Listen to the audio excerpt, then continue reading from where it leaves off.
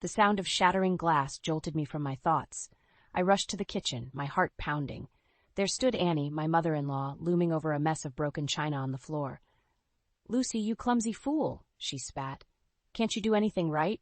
I bit my lip, fighting back tears. "I'm sorry, Annie. I'll clean it up right away." "You'd better," she sneered. "And don't expect Paul to replace it. We can't afford your carelessness." As I knelt to pick up the shards, Paul walked in.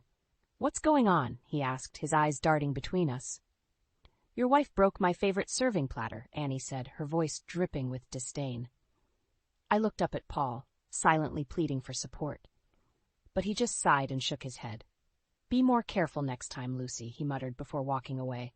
My hands trembled as I swept up the mess. This wasn't how I'd imagined married life would be. When Paul and I first moved in with his mother, I'd hoped for a warm, loving family dynamic. Instead, I found myself trapped in a nightmare of constant criticism and belittlement. "Mommy?" a small voice called from the doorway. I turned to see David, my 6-year-old son, watching me with worried eyes. "It's okay, sweetheart," I said, forcing a smile. "Mommy just had a little accident." Annie's eyes narrowed. "David, go to your room. Your mother needs to learn how to clean up her messes properly." As David reluctantly shuffled away, I felt a familiar knot of anxiety tighten in my chest. How much longer could I endure this? And more importantly, how was it affecting my son? Later that night, as I lay in bed next to a snoring Paul, I made a decision. Tomorrow, I'd call my old friend Catherine. Maybe she could offer some advice, or at least a sympathetic ear. I needed to do something before this toxic environment consumed us all. The next morning, I woke to the sound of Annie's shrill voice. "Lucy, get down here and make breakfast. Paul needs to leave for work soon." I dragged myself out of bed, my stomach churning. As I entered the kitchen, Annie's critical gaze swept over me. "You look a mess. How Paul puts up with you, I'll never know." I bit my tongue and started cooking. Paul came in, kissed Annie on the cheek, and barely glanced at me. "Morning, Mom, Lucy." As he sat down, I placed a plate in front of him. "Paul, can we talk later? About yesterday?" Annie interrupted. "There's nothing to discuss. You broke my platter. End of story." Paul nodded, mouth full of eggs. "Mom's right, Lucy. Let it go." I felt my face flush with anger and humiliation. "Paul, please, this isn't just about the platter. It's about how." "Enough," Annie snapped. "Paul doesn't need this stress before work. Go wake up David." Defeated, I trudged upstairs. David was already awake, his big eyes full of concern.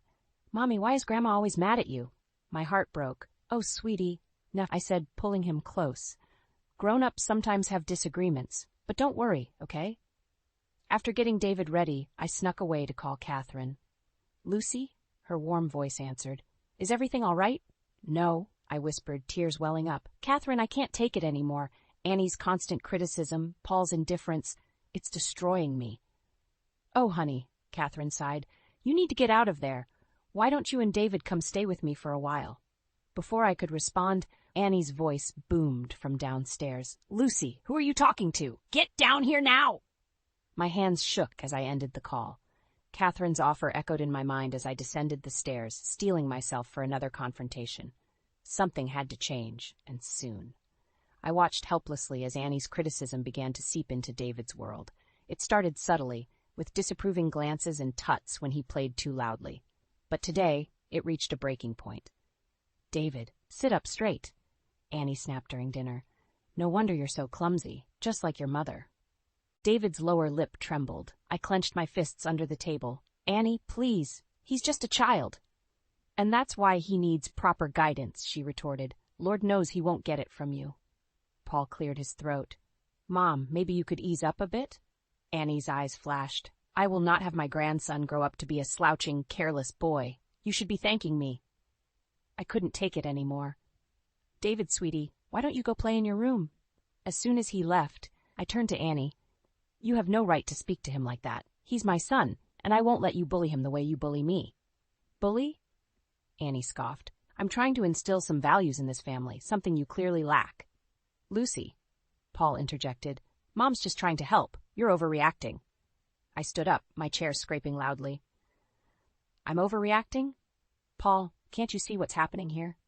"All I see is you causing a scene," he replied coldly. Tears stung my eyes as I stormed out.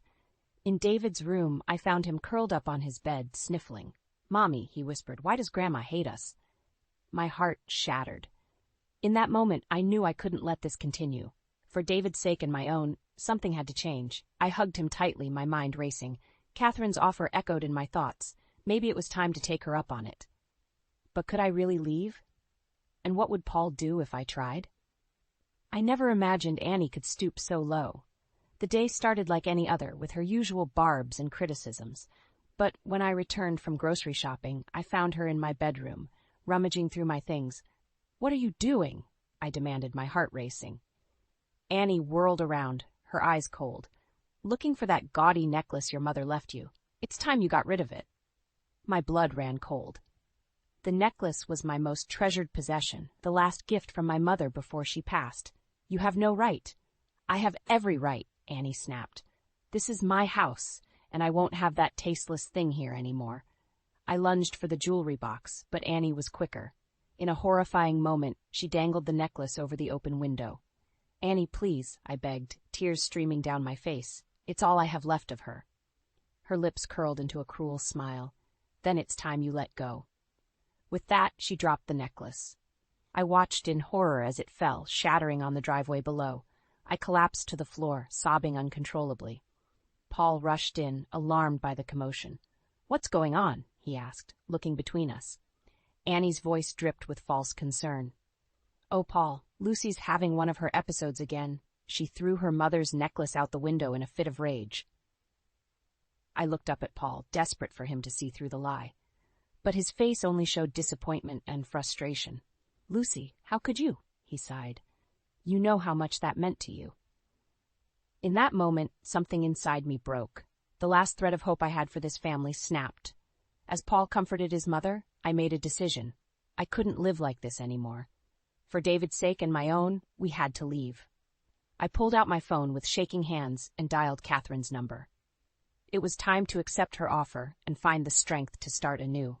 My hands trembled as I packed our bags, glancing nervously at the door. Catherine was on her way, and I knew I had to act fast. David sat on the bed, his eyes wide with confusion. "Mommy, where are we going?" he whispered. I knelt beside him, forcing a smile. "We're going on a little trip, sweetie, to visit Aunt Catherine." Suddenly, Paul's voice boomed from downstairs. "Lucy, what's going on up there?" Panic surged through me. I grabbed our bags in David's hand, my heart pounding. As we descended the stairs, Paul and Annie stood at the bottom, their faces a mix of anger and disbelief. "What do you think you're doing?" Annie hissed. Paul stepped forward, his voice low. "Lucy, stop this nonsense right now." I tightened my grip on David's hand. "We're leaving, Paul. I can't take this anymore." Annie's eyes flashed with fury. "You ungrateful little—" A car horn blared outside. Catherine had arrived. Paul grabbed my arm. "You're not taking my son anywhere." I wrenched free, tears streaming down my face. "Your son? You've barely noticed him since we moved in here. All you care about is pleasing your mother." "How dare you?" Annie shrieked, lunging forward. In that moment, David burst into tears. "Stop it! I want to go!" The room fell silent. Paul's face paled as he looked at his terrified son. "This is what you've done," I said quietly. "This is what your passive acceptance of her cruelty has created." Catherine appeared in the doorway, her presence a beacon of hope. "Lucy, David, are you ready?" I took a deep breath, steeling myself for what came next. "Yes, we are." As we walked out, Paul called after us, his voice breaking. "Lucy, please. We can work this out." But I didn't look back. With each step towards Catherine's car, I felt a weight lifting. This was the end of one chapter, but the beginning of something new, something better for David and me. 2 weeks at Catherine's house had given me a taste of peace I'd almost forgotten, but as I sat across from her son, Robert, a knot formed in my stomach. "Lucy, I've reviewed your case," Robert said, his eyes serious. "You have grounds for divorce, but it won't be easy. Paul's likely to fight for custody of David." My heart raced. He can't. After everything we've been through? Robert leaned forward. "Annie's influence is strong. We need to build a solid case against both of them." Just then my phone buzzed. Paul's name flashed on the screen. With shaking hands I answered. "Lucy, please come home," Paul pleaded. "Mom, sorry. We can work this out." I closed my eyes, steadying myself. "Paul, it's too late for that." "What do you mean?" His voice sharpened. I'm filing for divorce, I said, the words hanging heavy in the air. There was a moment of stunned silence. Then Paul exploded. You can't do this. You're not taking my son away from me. I ended the call, my resolve strengthening. Robert nodded approvingly. That's the first step, he said. Now we need to document everything. Every instance of abuse, every time Paul failed to protect you and David. As we worked through the painful memories, cataloging years of mistreatment, I felt a mix of sorrow and determination. This was for David's future, for my sanity. Suddenly, a commotion outside caught our attention. Through the window, I saw Paul's car screeching to a halt in Catherine's driveway. Annie was with him. Oh God, I whispered, panic rising. They're here. Robert stood, his face grim. Stay calm, Lucy. This is your chance to stand your ground. Remember, you're not alone anymore. As angry footsteps approached the door, I took a deep breath. This was it, the moment that would define our future. I had to be strong, for David, for myself. No more cowering, no more submission. It was time to face my tormentors head-on. The tension in the room was suffocating as Robert laid out the evidence of Annie's abuse and Paul's negligence. Paul sat across from us, his face a mixture of disbelief and growing horror. This can't be true, he muttered, shaking his head. It is, Paul, I said, my voice stronger than I felt. Every single incident. Robert pushed a folder towards Paul. These are sworn statements from neighbors, friends, even David's teacher. They all corroborate Lucy's accounts. Paul's eyes darted between us, panic setting in. But Mom was just trying to help. She didn't mean. Enough. I slammed my hand on the table, years of pent-up frustration exploding. She knew exactly what she was doing, and you let it happen. Just then, the door burst open. Annie stormed in, her face contorted with rage. What is the meaning of this? Paul, why are you talking to them without me? Robert stood, his voice calm but firm. Mrs. Johnson, you weren't invited to this meeting. I must ask you to leave. Annie's eyes narrowed. I will not. Paul, we're leaving. Now. I watched Paul, holding my breath. This was the moment. Would he finally stand up to his mother? Paul looked at Annie, then back at the folder. His shoulders sagged. No, Mom, I need to hear this. Annie's shriek of outrage pierced the air. She lunged for the folder, but Robert intercepted her. That's enough, he shouted. One more move, and I'll have you removed. As Annie was escorted out, her venomous threats echoing, Paul buried his face in his hands. Lucy, I had no idea. How could I have been so blind? I felt a mix of vindication and sadness. It's too late for apologies, Paul. We need to end this for David's sake.